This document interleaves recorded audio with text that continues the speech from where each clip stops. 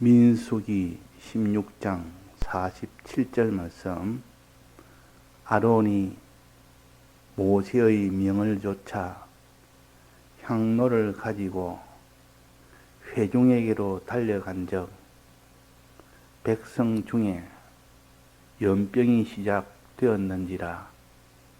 이에 백성을 위하여 속죄하고 죽은 자와 산 자 사이에 섰을 때 연병이 그치니라.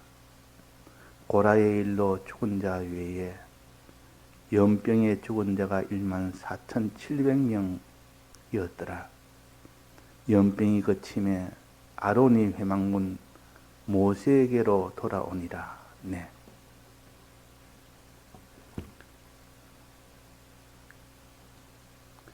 제사장이 지성소에 들어가는 것은 제사장의 이 죄를 속죄하기 위하여, 또 온 백성의 죄를 속죄하기 위하여, 또 거기 있는 성물들을 다 깨끗게 하기 위해서, 그래서 지성소에 들어간 겁니다. 그 지성소에 들어가서 하나님이 시키는 대로 다 해서 자기도 속죄함을 받고 이스라엘 백성도 속죄함을 받고 또 모든 성물도 다 깨끗이 되어 이제는 하나님의 모든 진노가 다 풀리는 그 일을 하게 하는 것이 속죄일 제사입니다. 그 전국적인 모든 죄에 대해서 빠짐없이 다 속죄하는 제사라. 1년에 한 번 하는 절기로 주셨습니다. 그래서 그때는 이 사람의 검령을 어긴 이 죄뿐만 아니라 하나님의 이 뜻을 어긴 요 불의의 죄까지도 전부 다 속죄함을 받는 이 날이기 때문에 죄라는 죄는 모두 누구에게나 있는 이 죄도 모두, 또 거기에 소용되는 성물까지도 모두, 모든 죄는 다 속죄하는 날이 속죄일 제사입니다. 우리는 이 죄는 전부를 다 속죄받아야 되지, 일부분만 속죄받고 나머지를 두면 그 나머지 속죄받지 못한 그 죄가 이제는 전부를 다시 또 죄인으로 만듭니다. 그래서 무교병을 먹으란 말은 누룩 하나 들은 것을 그 제거하지 못하면 나머지는 결국은 다 누룩으로 다 변해버립니다. 그게 죄의 속성입니다. 이 죄라는 것은 조그마한 죄 하나를 내버려 두면 그것이 점점점 퍼져서 큰 죄로, 전체적인 죄로 다 변하기 때문에, 그래서 이 속죄일 제사는 죄라는 죄 모두, 또 거기에 해당되는 사람들 모두, 또 거기에 해당되는 성물들도 모두 빠짐없이 속죄함을 받는 날이 속죄일 제사입니다. 자, 그럴 때 반드시 제사장이 시승을 들어갈 때는 무엇을 들고 들어간다 했습니까? 향로를 먼저 들고 들어가야 속죄가 됩니다. 이건 필수입니다. 향로를 들고 들어가지 않으면 하나님의 진노가 임해서 속죄가 안 됩니다. 다 죽임을 당합니다. 또 두 번째는 세마포 옷을 입고 들어가야 됩니다. 세마포 옷을 입고 들어가지 않으면 죽임을 당합니다. 그 세마포 옷이나 향로는 속죄하게 하는 그 일이다. 그러고 난 뒤에 피로 속죄를 하는 겁니다. 향로 속죄가 먼저 있고 그 다음에 세마포로 속죄하는 것이 두 번째 있고, 세 번째가 피로 속죄하는 겁니다.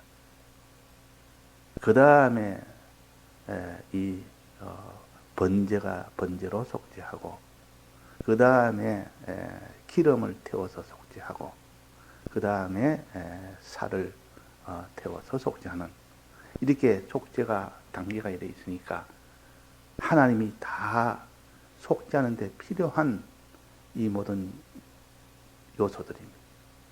그래서 우리가 향로 속죄는 배웠습니다.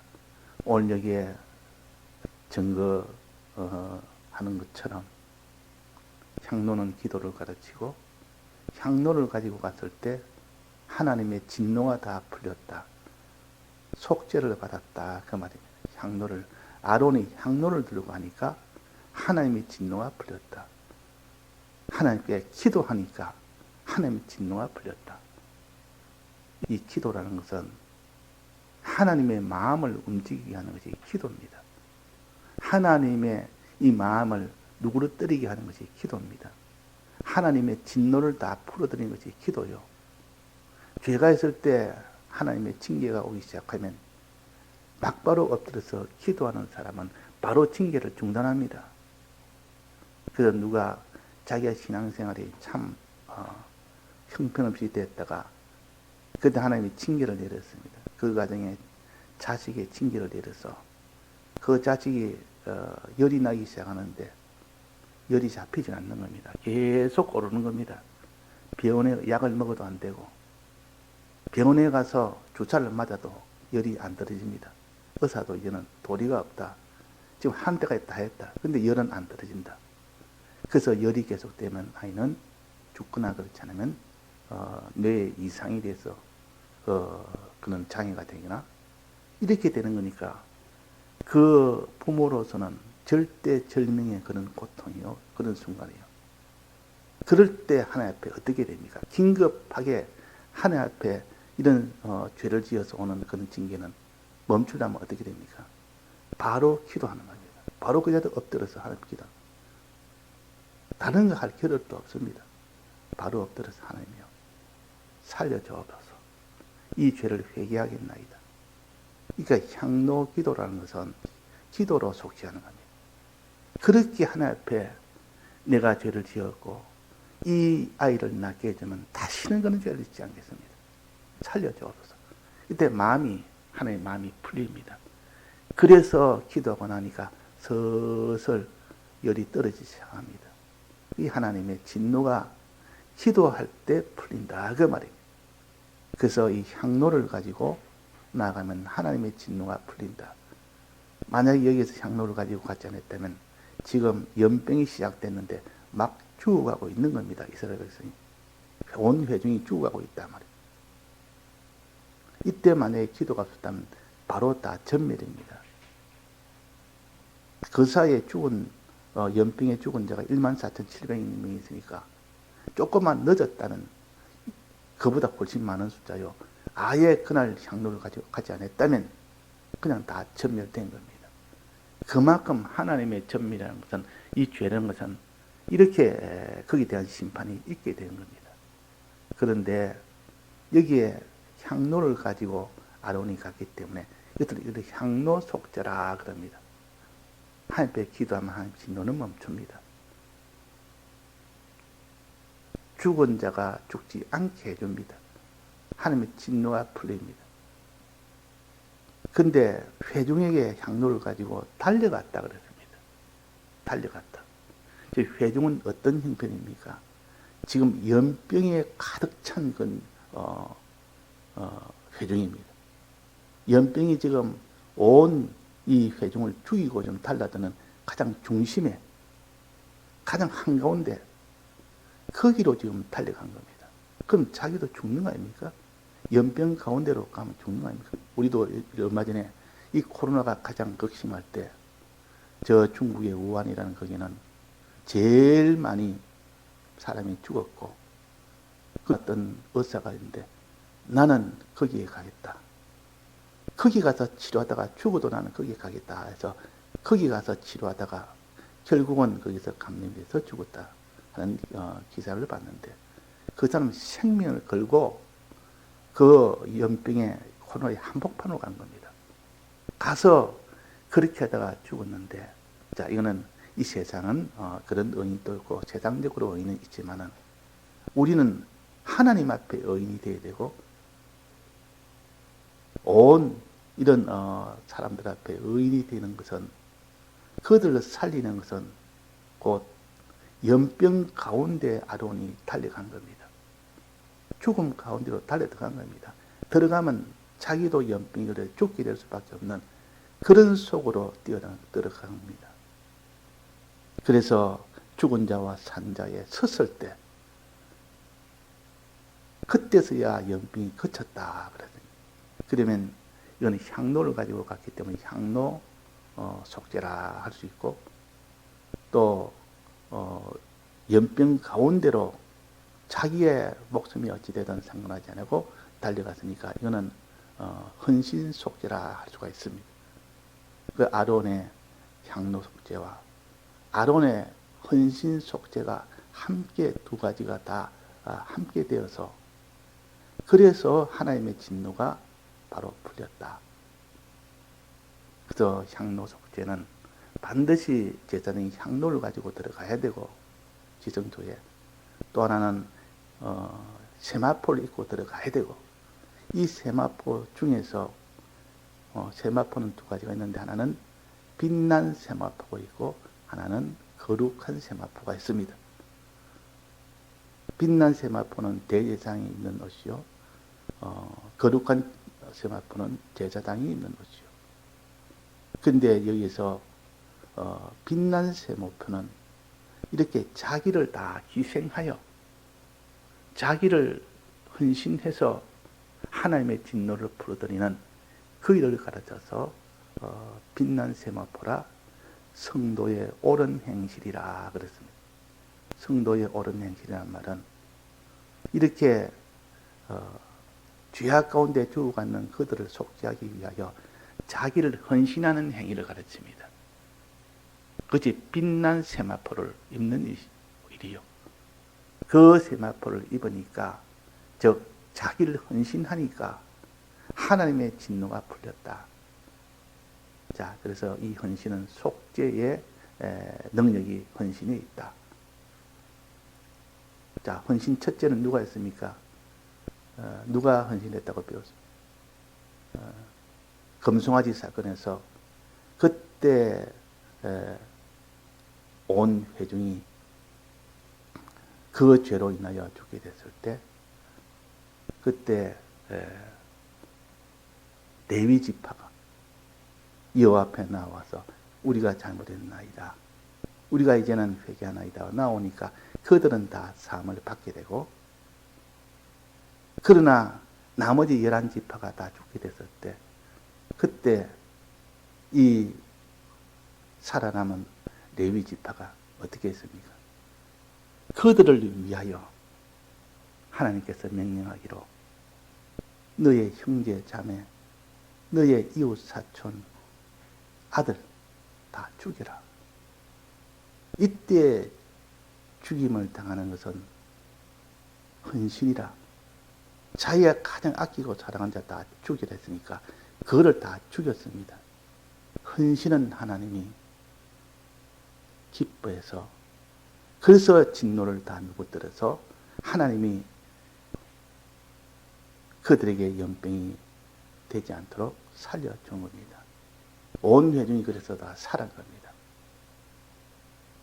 그럴 때 모세도 만약에 합의하지 못하거든 용서하지 않으신다면 저를 생명책에서 지워주옵소서. 이 말에 하나님은 이 모세의 헌신하는 그 말에 그냥 마음이 다 녹아버려서 이 모든 속죄의 이 은혜를 준 겁니다. 그 모든 진노를 다 거다들였다 그 말입니다. 그래서 우리가 하나님의 진노를 거다들이는 방법이 헌신이라는 것을 레위 지파를 통하여, 또 모세의 이름을 대신 지워달라는 것, 이걸 통하여 알 수가 있고, 오늘 여기에서 아론이 자기는 죽을지라도 차라리 죽음 속으로 들어가서 그들을 살리려는 헌신하는 그 헌신을 통해서 하나님이 속죄를 하셨다는 겁니다. 또 어제 새벽에는 또 누가 헌신한 것을 배웠습니까? 유다,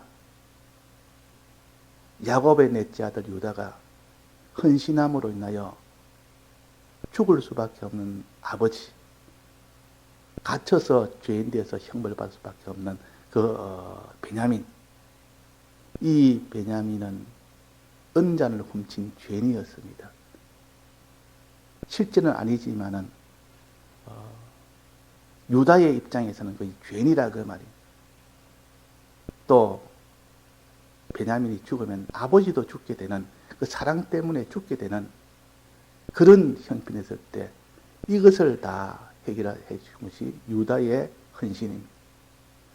내가 대신 이 아이 대신 감옥에 가겠고 내가 종이 되겠으니 이 아이를 보내줘서 그러면 아이도 살고 아버지도 살겠나이다. 그것이 헌신이요. 그때 그 말을 들은 요셉이 방성대곡을 해서 그때 그래서 자기를 나타냈다. 형제들이여, 내가 바로 요셉입니다. 당신이 애굽에 팔았던 그 요셉입니다. 그러니까 두려워하지 마소서. 이제는 베냐민을 올려보내는 것이 아니라 아버지를 데려오도록 하겠습니다. 염려하지 마시고 두려워하지 마시고. 그런 요셉의 마음이 너무나 감동이 되니까 그 모든 죽음에서 다 그를 처리를 다 한 겁니다. 베냐민을 볼모로 두게 하는 이것도 다 처리를 다, 그것을 다 없애본 겁니다. 그것은 유다의 그 헌신으로 그랬다. 내가 대신 형벌을 받겠다는 거예요. 이것이 예수님이 우리에게 가르치신 가장 큰 하나님의 명령이에요. 내가 너를 위하여 십자가 죽기까지 해서 헌신해서 희생해서 이렇게 했으니까 너희들도 나를 위하여 또 나의 백성을 위해서 너희들이 헌신할 때 내 마음이 아무리 진노가 있더라도 내가 다 풀려버린다. 그것이 유다의 이 헌신 아닙니까? 그리고 유다의 헌신 속죄가 바로 이겁니다. 그래서 유다는 참 다른 데는 특별하게 하나님 기뻐할 만한 행동이 없었지만 이 행동 하나로 이 유다를 통해서 하나님의 주권자가 그 몸에서 났고 예수 그리스도가 그 몸으로 나왔다. 하나님의 그것을 기억해서 아들 중에서 제일 뛰어나다 그랬습니다. 아들 중에서 뛰어난 유다라. 요 사건입니다. 이것은 기독교의 가장 중심이요 가장 핵심인데 이것을 붙들어 가진 것이 유다라 그 말입니다. 요셉은 자기를 다 희생하여 하는 이것보다는 모든 자기의 형제들이 자기를 이렇게 핍박해도 끝까지 용서한 것, 끝까지 용서했고 그들을 회개시킨 것, 이것이 요셉의 참 의입니다. 요셉의 의. 또 아버지를 극진히 사랑해서 그 형제들을 아버지를 데리고 와서 그 흉년에서 죽지 않도록 다 먹이고 다 살린, 이것이 요셉의 하나님이 기뻐하는 일이요. 그 요셉은 그리스도를 상징했고 유다는 예수를 상징한 겁니다. 예수님이 우리 위하여 죽으심에 이 은혜를 베푼 것이 예수님 아닙니까? 그리스도는 우리에게 필요한 모든 것을 다 공급해 주시고 마지막에 우리를 존귀한 자로 만들어 주시는 이것이 그리스도의 사랑입니다. 그러니까 요셉은 그리스도를 상징했고 유다는 예수님의 대속을 상징했다. 그래서 요셉은 장자의 이 명분을 받았고 또 유다는 이 주권자가 자기 몸에서 나는 이런 영광을 또 자기가 받은 겁니다. 하나님께서 이런 행위, 이것이 곧 세마포의 빛난 세마포라, 성도의 옳은 행실이라 그랬습니다. 죄인들을 위해서, 속죄하기 위해서 자기를 헌신하는, 자기를 희생제물로 삼는, 거기에서 모든 살아나는 생명 역사가 일어난다는 것이요. 그래서 우리가 1년에 한 번 성찬할 때 잔을 마시고 그 떡을 먹는 것은 예수님의 피와 살을 먹고 마시는 것이 아닙니까? 그래서 이걸 기념해라 그랬습니다. 먹고 이걸 기념해라. 이 말은 너희들도 그렇게 희생 제물이 되도록 그런 생활을 해라. 그런 삶을 살아라. 헌신하는 그런 삶을 살아라. 이것이 너에게 전하는 말이라. 그래서 기념하는 것이 곧 예수님이 그렇게 헌신했듯이 우리도 그렇게 헌신하는 겁니다. 예수님 헌신한 것을 자기가 믿지 못하는 사람은 결코 그 사람이 헌신을 못합니다. 그래서 예수님의 이 대속을 참으로 믿는 자 아니고는 안 된다. 즉 주님의 피와 살을 먹고 마시지 않는 자는 아무도 주님같이 그렇게 피와 살을 드리지는 못하는 겁니다. 그런 헌신생활을 못한다 하는 것을 가르칩니다. 예, 다 같이 통성으로 기도하시다가 자유하시겠습니다.